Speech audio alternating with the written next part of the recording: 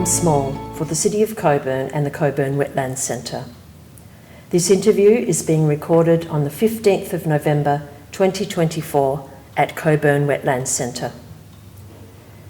My name is Nandi Chinna, and I would like to thank you for agreeing to be interviewed today, Malcolm. It's my pleasure.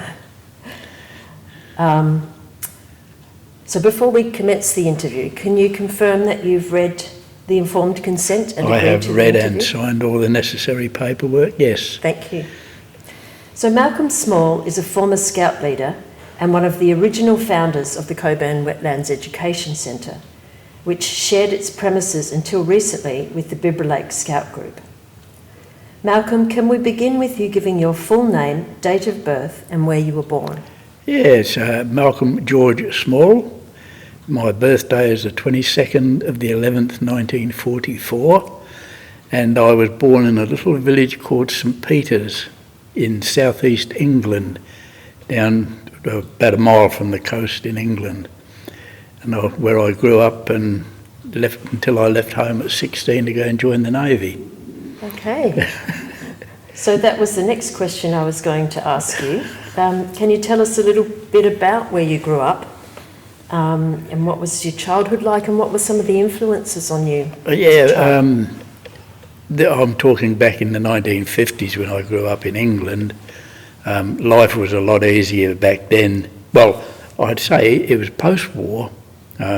My dad had been off in the Navy during the Second World War, and so I didn't see wasn't born till the end of the war, but Dad got called back into the Navy for the Korean conflict as well. So he was away for a couple of years in my very early youth. But we could wander. We didn't have any great restrictions there. Life was a lot easier. I had an older sister, and we used to fight like cat and dog, as brothers and sisters do. And I went through Cubs, Scouts, all the usual things growing up.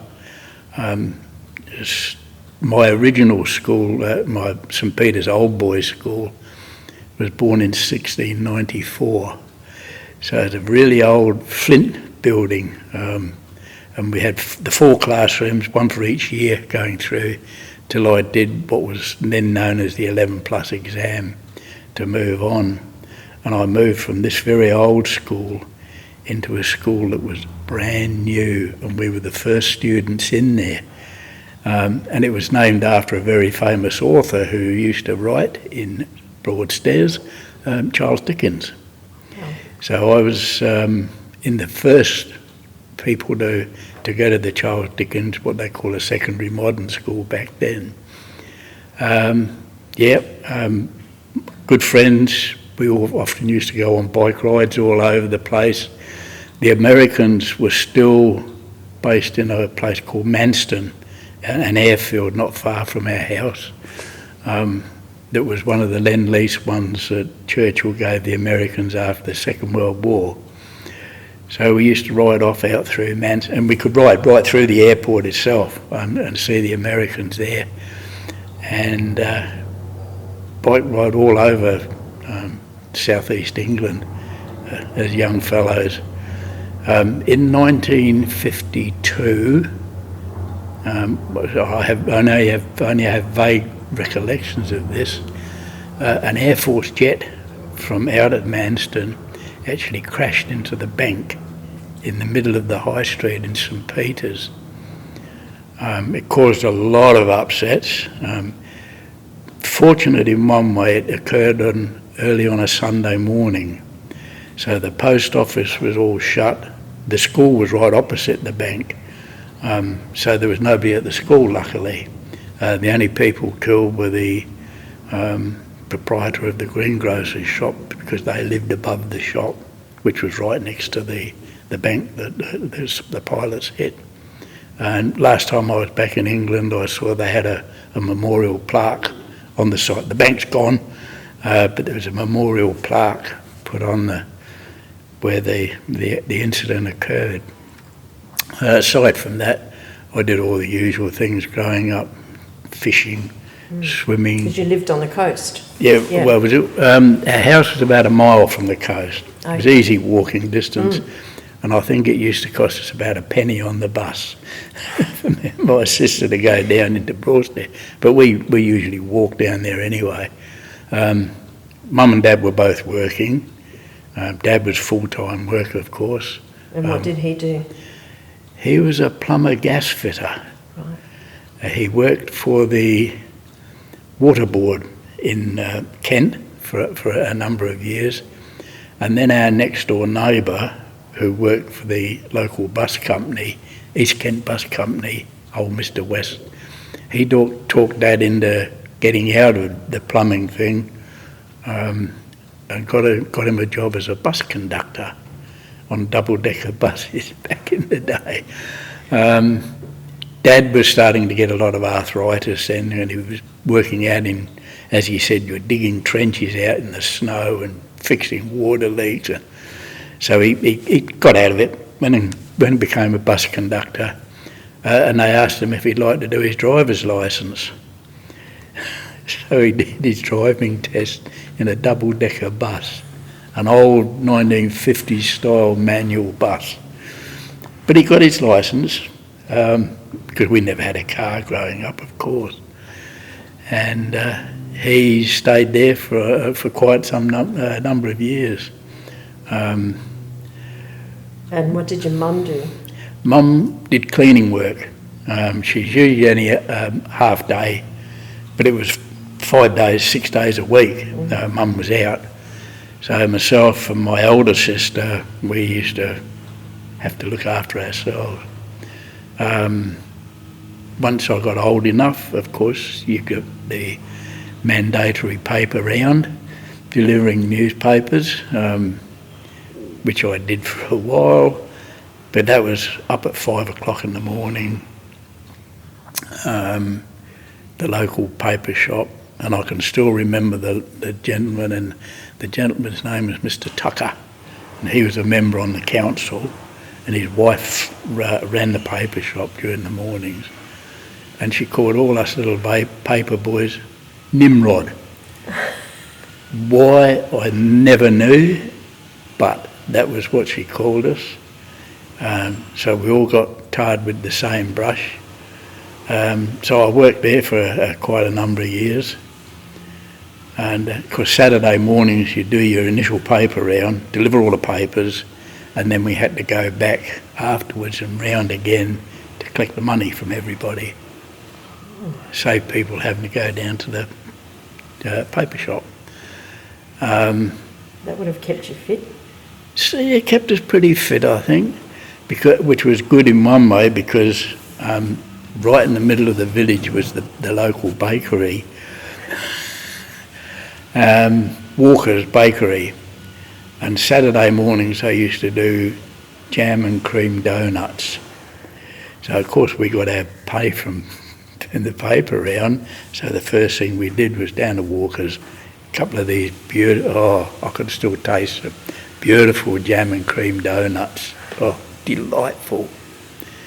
Yeah, my grandparents lived in St Peters as well, on my mum's side, and her grandfather was still alive, and I used to go and visit him once a week for tea. Great-grand died... Your great-grandfather, that is. My great-grandfather, yes. He was born in 1870-something. Great old guy. His wife died when my great-grandmother died. I think I would have been about 5 or 6 when she passed away. But Grandad was still alive when I went off to join the Navy. Great-granddad. Fabulous old guy. I used to have to go and do his shopping for him on a Saturday morning, and it consisted of his plug of tobacco and a pint of beer from the off licence. The kids were allowed to do that back then. We got away with it because they just take the empty bottle round and they fill it up and take it back. But his tobacco came in a solid block, and it was black, and it was that hard to get it in his pipe. He used to have to chew it first. So he'd chew all this tobacco up, get it nice and soft into his pipe, and his pipe stayed in his mouth all day after that. And he lived to a long age. He was, I believe, 94 or 95 when he eventually passed away. My great aunt said he just died of old age. He just plumb wore out. My other mum's parents, my grandparents, lived close by. Grandad had caught the tail end of the First World War. I'll never forget his birthday, the 1st of January 1900. Oh, wow. A very, very memorable one. Yes. And he was a great man, and I loved him to pieces, old Grandad Haverkamp. And Gran, she was a little bit of a tartar, but we got on okay. And of course, Dad's parents lived in Ramsgate, which was about 3 miles away from us. And we didn't see a lot of them because they were that, well, I don't think Dad got on really well with his parents. He had a very Victorian style upbringing with 2 10-year-older sisters, and he was just referred to as the boy.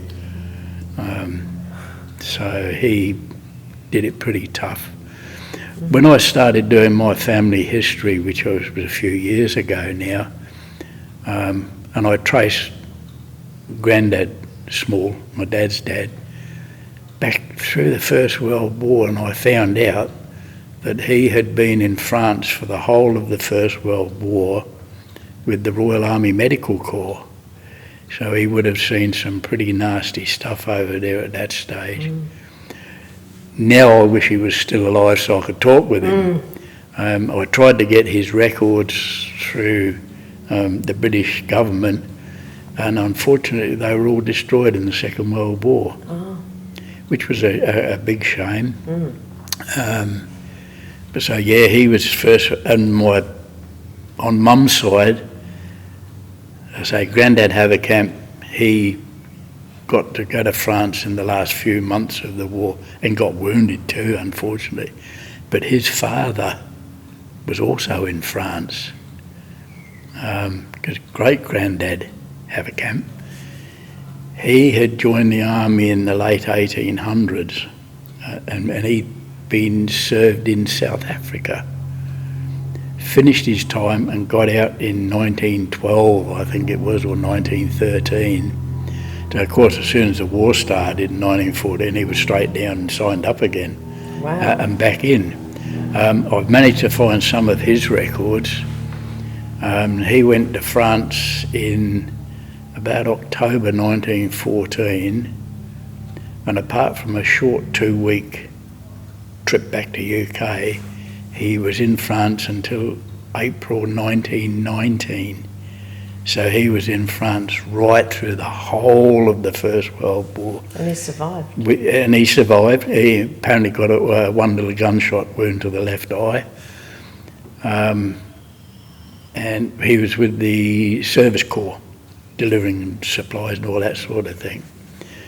I found out afterwards, as my wife and I did a battlefields tour a few years ago, and the tour guide said, if you've got any relatives that served in France, give us their details and we'll try and find out. Well, they came back and said that great-granddad Haverkamp had died in 1942. And I queried that. I was not sure. I found out afterwards he didn't actually die until 1947. So I would have been just a little, and I have a very strong memory from way back of actually meeting the guy. I just got a vision of this big man sitting in an old-fashioned armchair. So you've got a lot of military. Yeah, a lot of military stuff in the background there. And is that why you joined the Navy? Not exactly. You I always remember when I was with the Scout, because we were a Sea Scout group that I was with as a young kid, and we actually had a British warship, and I couldn't tell you whether it was a destroyer or a frigate, one of that type of ship, actually anchored off Broadstairs one weekend. And being Sea Scouts, our Scoutmaster arranged us a trip to go on board the ship and have a look through it. And I can still to this day remember the smell of this ship. What did it smell like? It's very hard to describe. I could tell you it's Pusser's hard, and you're going to say what's Pusser's hard, obviously. It's the big hard blocks of soap they used to get, like carbolic type stuff. So that was one of the smells, like and the fuel in the ship, and 101 other smells, But there was very little employment down where we lived in that part of Kent at the time. And I'd say a good half of the guys that I went to school with all decided to go in the Navy. Right. So how old were you when you joined? I was 16. 16. Gosh, that's pretty young. Yeah, a very young 16.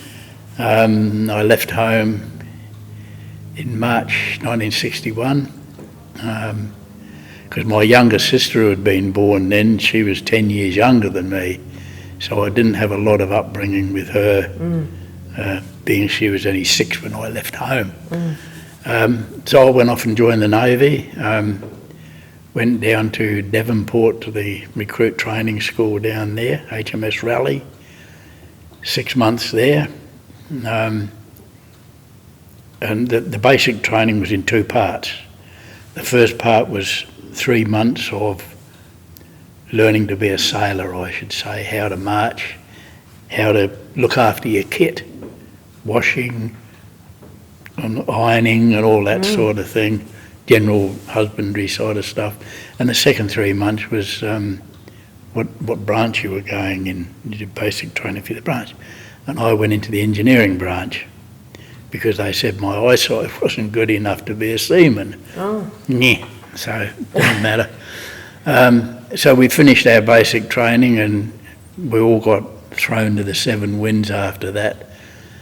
And I went off to join HMS Truebridge, was what was known as the guard ship West Indies. And it was based in Bermuda. Right. So as this young 16 going on 17, so we were there for a year. I did Bermuda, all the West Indian states, Jamaica, Tobago, a couple of trips across to America, to South America, to Carolina, the naval bases down there. And we actually did a trip up the Potomac River to Washington for a very, very short spell. That must have been a big adventure for you. The whole thing, the whole time I was there was an adventure. We got called to a hurricane which had gone through in what was then British Honduras. A place called Belize was blown down, and we ended up going there to help sort the place out and rescue people and all that sort of thing. I was a young stoker, so they kept me on board. I didn't get to go ashore. And we also got called to what was called British Guiana at the time, Georgetown. They had some big riots and uprisings there, so we got called there to go and try and sort that out, which we did. And all the locals invited us ashore to a big party to thank us afterwards. So it was quite an exciting time. Now it took Truebridge back to England. I had one more trip on the Truebridge before I got drafted off there, and that was to up the Kiel Canal to Lübeck in Germany, which was a real eye-opener for all of us. And we were made so welcome by the natives there when we were there. That was really great stuff. Well, we better move on to the Wetlands Centre. I think we should do. Yes. Because we could talk about this for ages. Oh, It's I so could talk interesting. all day about my previous life. Yeah. So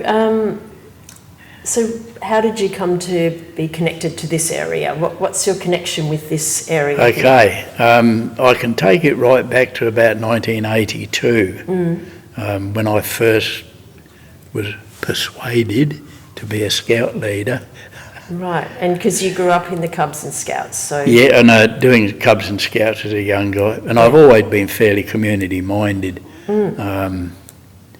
So I was persuaded. What was at the time, it was first Bibra Scouts. Okay. And they were based in the old community hall in Bibra, which was a fairly small one, and we also shared with the soccer. All right.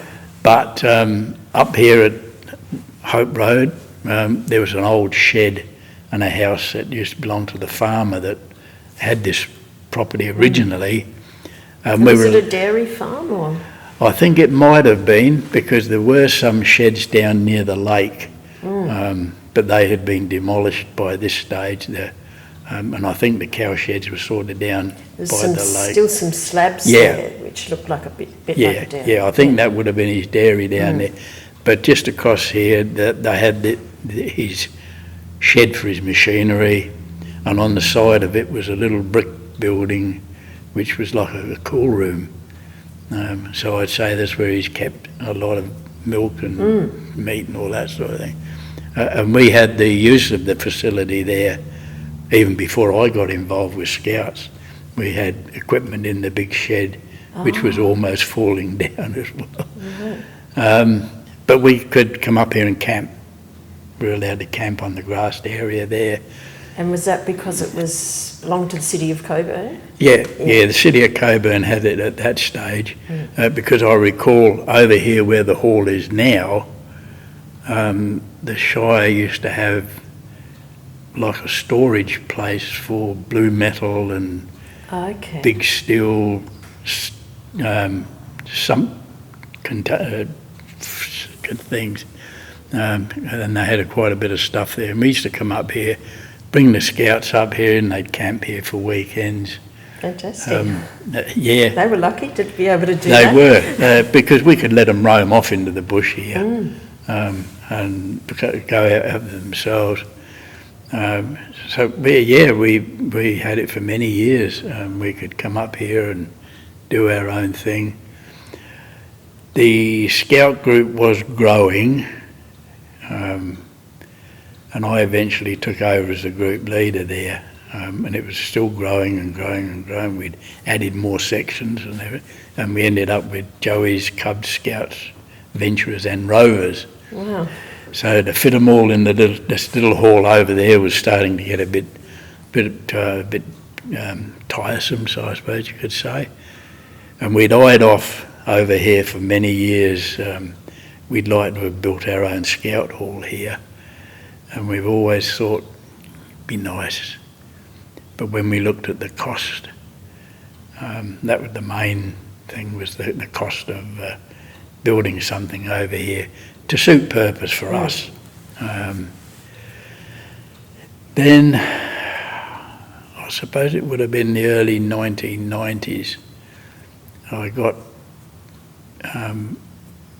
spoken to about Professor Phil Jennings and his desire to have a wetlands centre over here. I was fortunate enough to have a very, very good parent committee at that stage, and they did a lot of the negotiating on my behalf. And we opened negotiations then to get this small, what is now a small part of the situation here. And was the Wetlands Conservation Society open to working with you? Well, Phil was the president of the committee there, and of course, because I was involved with the Scouts, well, leader of the Scouts, I was sort of vice president of the setup that we had at the stage. Phil, I have a lot of time and a lot of respect for that man. He steered me quite a way into getting what we've got here. The wetlands just used the small area that is now the offices up the end here, and of course the Scouts had this lovely big hall. Oh, we were in seventh heaven. It was absolutely fantastic. Finances became very, very difficult for us, and we ended up getting quite a substantial loan from the council. And I'll drop a name here as Mayor Logan Howlett, as you know. Yeah. Actually, it was a man named Lees was the mayor at the time. mayor at that stage, yeah. But we struggled for quite a while. Once you were here, or Once we were in here. Yeah. But we still had this quite large loan owing to Cockburn Council, and Like, you mean just the Scouts or the whole organisation? The Wetlands Conservation Society as well, or was that just the Scouts? no, they were here with us. And We were so the all- loan was for all of you? Oh no, the Scouts had The Scouts had the loan. Sorry, Okay. yeah, now I see what you mean. The conservation, the wetlands people had actually got a loan through, I think it might have been Lotteries West or something. They got a grant. A grant Yeah. to build this, and we had to sort of tack on to show willing that we were really interested in getting it all going. And I know after a number of years we did approach the council and they wiped the loan for us. So we were then Fantastic. free of any debt, and the Scout group flourished here. We still had the little camping area out there, and eventually the old shed got demolished and they built a nice new shed. Council, once again, they've been so wonderful for us, and built the new shed over there. But I'd left the group by that stage. I had moved on. The Chief Commissioner for WA had invited me to become District Commissioner for Fremantle. For the Scouts? For the Scout, so I'd sort of moved on, although I still had some fingers in individual groups within Fremantle District. And then I moved on again. I was invited to join the Scout training team and became Assistant Branch Commissioner for Training. Is that a voluntary role? It's all voluntary. That's Yeah, absolutely all voluntary, yeah. So Logan was telling me that before this place was built, there was about 5 people standing out there on Hope Road, looking in here and saying, "This will be the place." Were you one of those people? I probably would have been, yes. So did you, like you're saying, Phil drove the project to get the money, but you, as the leader of the Scouts, were you involved in that committee and getting that grant money and putting in that grant? Only on the fringes of that. Okay. Phil Jennings done all the grant work for the money that they got, and I was responsible to get the rest of the money that was required to make up enough to build the facility. Right, and that was the loan, was it? That was the loan that we gotcha. acquired through Yeah, the Cockburn Council. No, it was absolutely stunning. Yeah. Absolutely stunning to be able to move into this fantastic facility and still have a little bit of camping ground out there where we could let the kids roam. Plenty of outdoor activities with all this. And Can you remember what year that was that you moved in here? I think the plaque out there says 1994. Okay. It was opened by Mayor Lees, Yes, yeah. and I worked with his son at BP, so I knew him as well. And what are some of your memories of that time, of when you first came here, and what sort of thing, what was it like you know, the area and some of the things you did? Yeah, the area was, I've always enjoyed it up here. It's always been a peaceful place, and we can go out and wander. We did have on what was the grassed area, there's now all this new building over here. We actually built a small chapel. Right.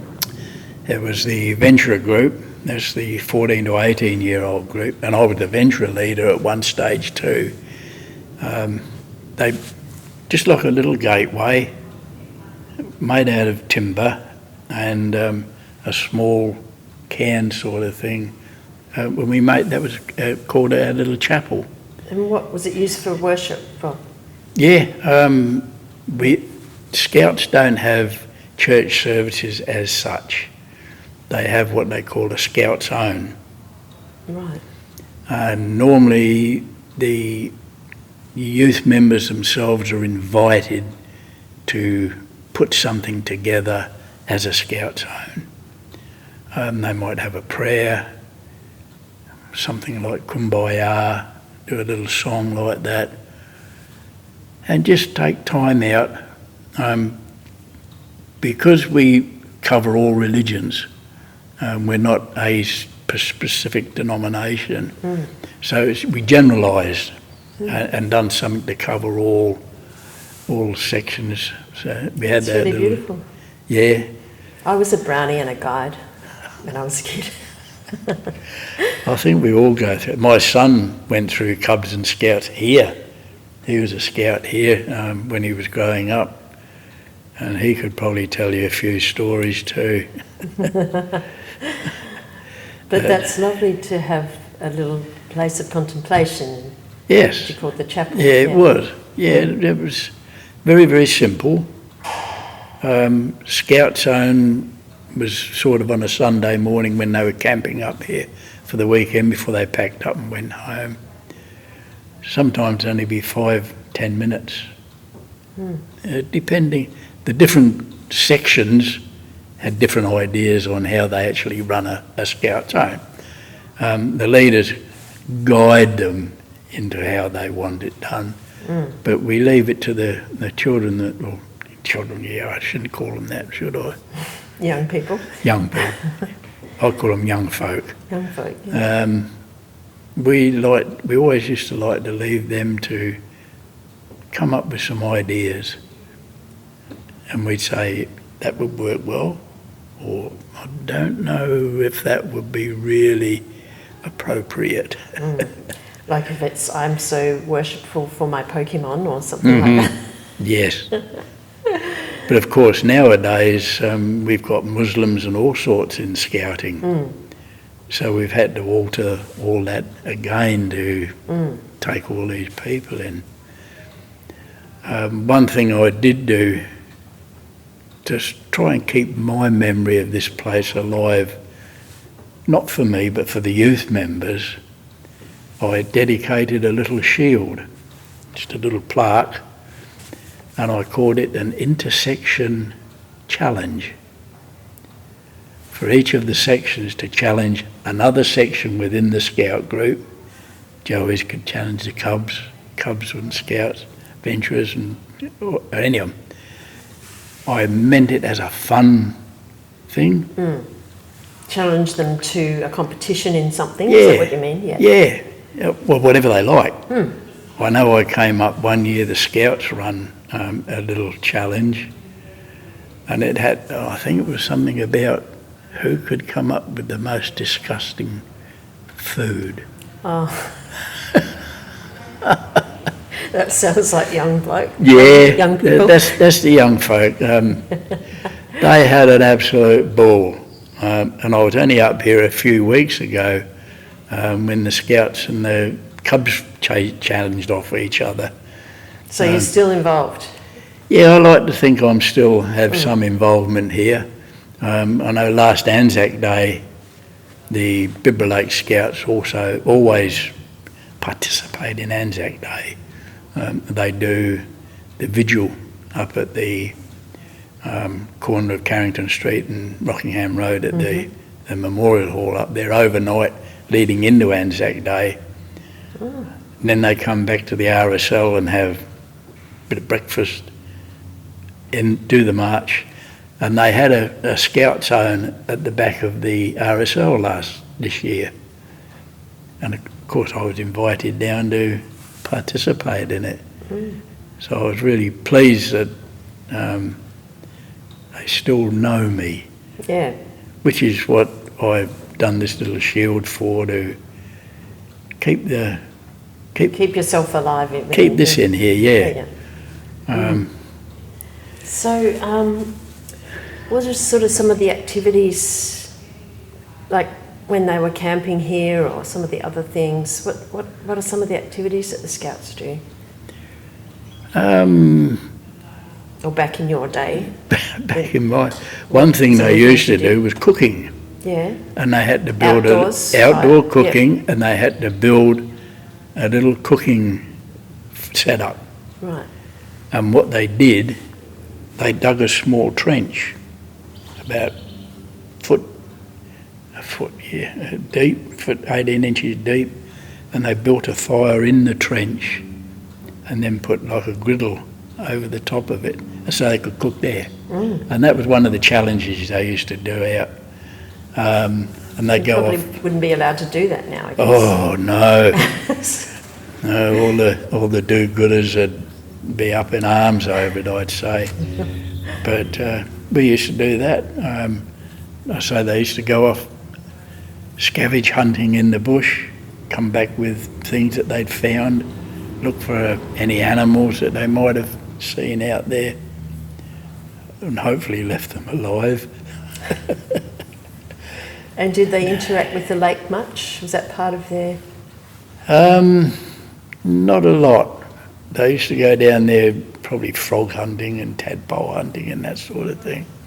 The water was... Well, we were very reluctant to put them out on the lake in canoes, unless we had a lot of qualified people here, which we didn't in my time, because most of the we had half a dozen canoes in the shed over here.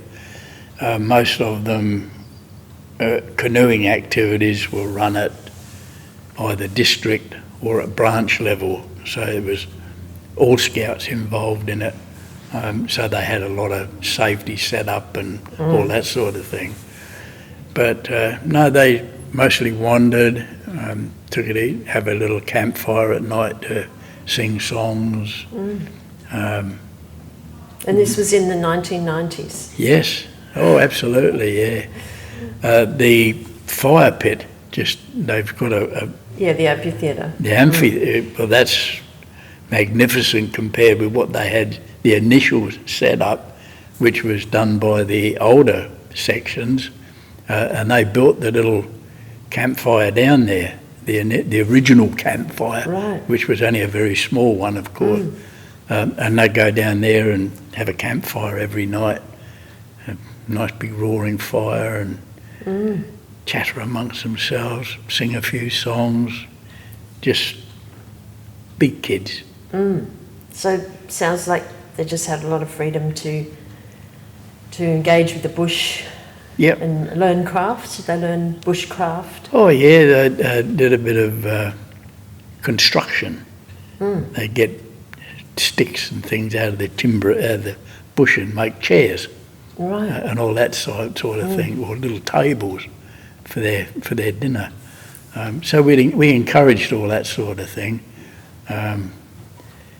Did you have much to do with the wetlands conservation side of things, or were you sort of running two separate programs? Well, there wasn't a lot of between the two of us. I know when the old house was still here, back in the early days, there was a lady running a bird sanctuary there originally, and she was one of our Scout people, Karen Price-Howells, who you've probably... I've met her, yeah. Yes, we called her the Bird Lady. Karen is another story. She turned up in our old Scout hall back in Bibra one night as a young teenager, all dressed in black, with a packet of smokes tucked up her sleeve. And we thought, oh, we got one here. What's it going to be? Well, she took to scouting like a duck to water, and she actually married one of our scout rovers at the time, and she used to do the birds from her house in Bibra initially. That I've always looked back on as one of the success stories of scouting. We turned what could have been a rebellious young lady into this lady who was looking after birds, and they're the sorts of things that I loved about scouting more than anything, was to see young people come in and blossom through the scouting program. My very, very good friend of mine that I was in the Navy with, his son, well, I've known him since he was born, he went through Scouts here, and he went off to America in later days to progress what he wanted to do, because he was very much into theatre and acting and that sort of thing. And he was there for when the 9/11. Wow. He was actually in New York when it happened. Wow. And he said to me afterwards, he said, my scouting instinct kicked in. He said, I just grabbed my backpack and went down to the thing. And he ended up being one of the smaller people who used to crawl in through the wreckage looking for bodies. Wow. And he's come back to me and he said, that was through scouting that I did this. Wow. So they're the sort of stories with scouting that always stick in my memory. And do you feel it did that for you as a young person? I think it did, yeah. I think it must have awakened my sense of community and being part of helping other people. So You've definitely given a lot back to the community through all your activities. I was fortunate enough to get my 40-year volunteer award through scouting this year, at the beginning of this year. So I still have some connection with scouting, but it's very, of course I'm a life member now, so I can't get out of it. You're stuck. Yeah. But you obviously don't want to get out of it. No. So, well, these are sort of questions about the centre, but, getting this centre built, what are some of the achievements you're most proud of in getting this place going?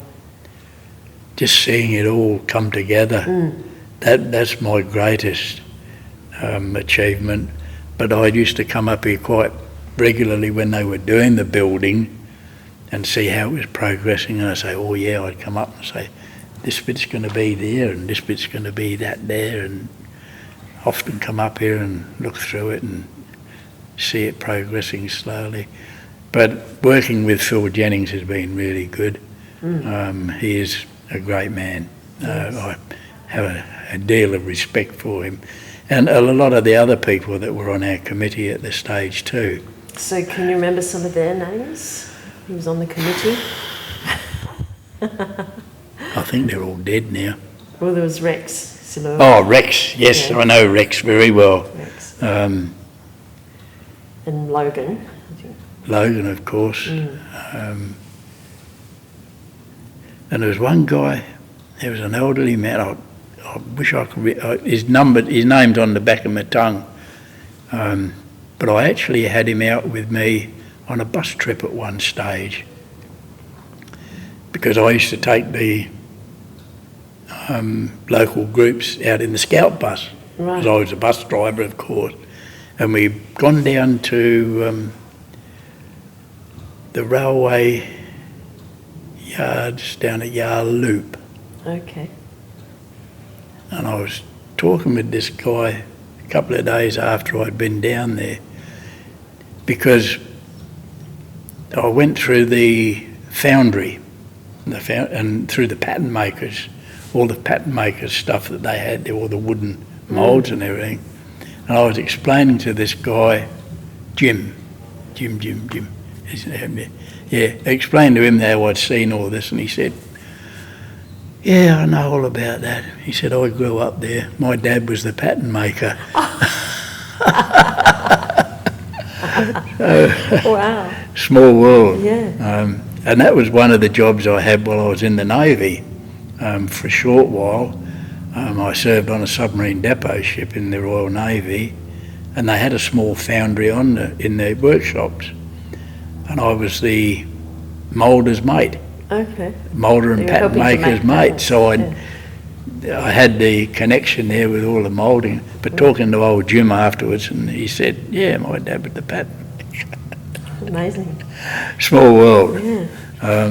But he was a nice guy, and Felicity, of course. Yeah. They were all great people. Got on well with all of them. Right. And Phil was telling me that, you know, once this place was built, that there was a lot of volunteers helping around, doing the gardens and all that. Oh, yeah. The Scouts involved in that too? Yeah, we had some involvement in that. Mostly if they had something going on there of a weekend, we'd make sure that the kids were up here for a camp, so that they could sort of watering, planting. Yeah, just wander around and see what people were doing, because that also helped with the young folk earning badges. Yeah, right, because they had to conservation badge. Yeah. So they had to, they came up here and mixed with the people. Yeah. No. Amazing. So, were there any low points for you in this whole process of being part of the establishment of this place?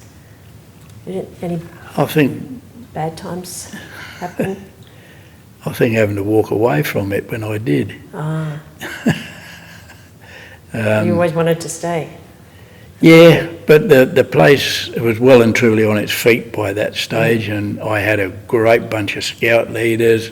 I had a great assistant group leader, and I was group leader for 14 years, so I think I'd done my time there.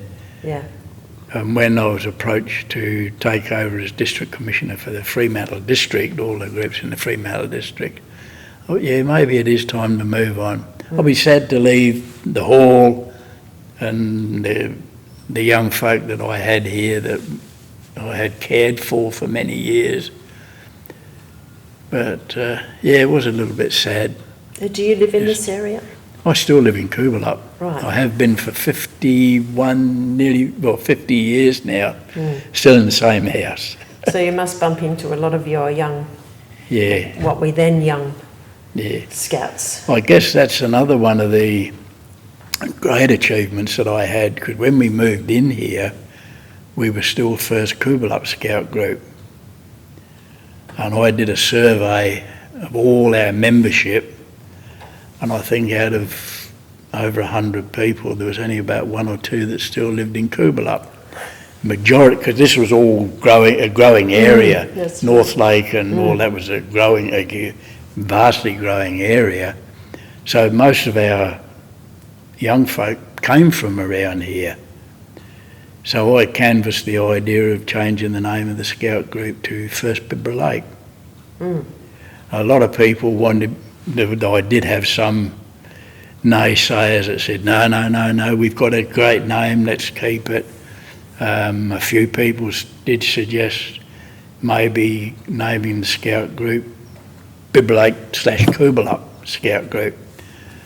I said I'm against that for the simple reason Coolbellup was just starting to flourish again as an area where the younger people had moved on and new families were coming in.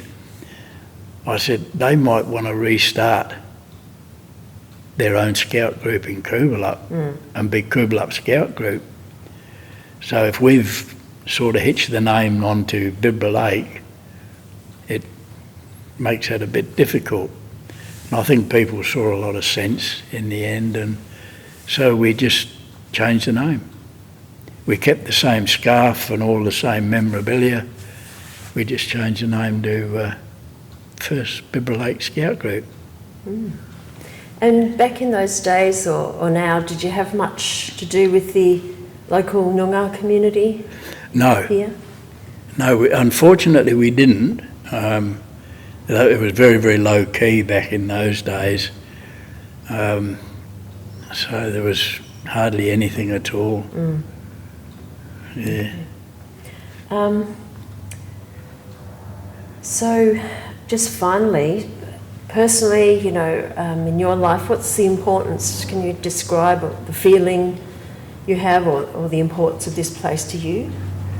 A great sense of achievement, a great sense of well-being, a great sense of community spirit, and seeing the way the whole place has blossomed, what it's become, such a thriving hub. I've yet to explore half the newer buildings, but it's great to see this blossoming into becoming what it is. It's a really tremendous facility, a feather in the cap of Cockburn Council too, I might add, and Mayor Logan, a wonderful man. Always got on well with Logan, nice man.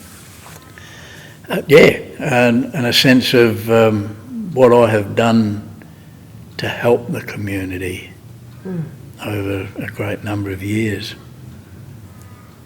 So I get a sense of pride seeing, and even when I was up here to the Scouts a few weeks ago in their new facility over there, and I looked around and I thought, I was there at the beginning of all this. And it was just an old paddock. It was just an old paddock with a ramshackle shed and the old house. And we did build a very ramshackle little room on the end that the rovers used to use, on the end of the shed, which was one thing that really stuck in my mind.